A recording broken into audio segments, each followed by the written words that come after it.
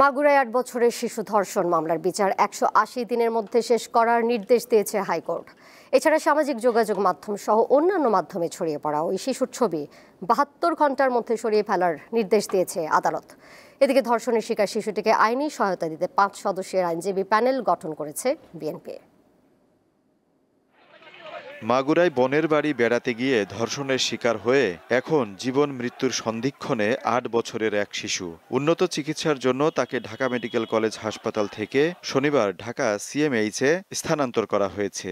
শিশুটির মা বাদী হয়ে ধর্ষণের অভিযোগে মামলা দায়ের করেছেন। আইনে ধর্ষণের শিকার শিশু ও ব্যক্তির পরিচয় প্রকাশ করার সুযোগ নেই, তারপরও তা বিভিন্ন মাধ্যমে ছড়িয়ে পড়েছে।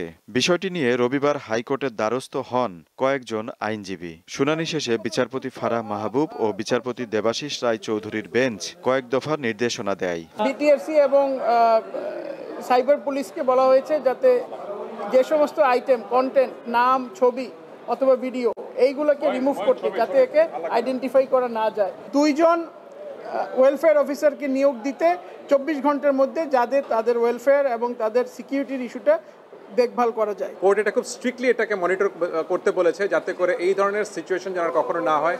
একটা রেপ ভিকটিমের আইডেন্টিটি যেন কোনো অবস্থাতেই যেন ডিসক্লোজ না থাকে। এই 17 তারিখে একটা কমপ্লেন্স দিতে বলেছে। এই প্রত্যেকটা রেসপন্ডেন্টের কতটুকু পর্যন্ত তারা কি করতে পারলো সেটাকে কোর্টের কাছে তারা অবগত করবে। এদিকে শিশুটির পরিবারকে সব ধরনের আইনি সহায়তা দিতে বিএনপি একটি আইনজীবী প্যানেল করেছে।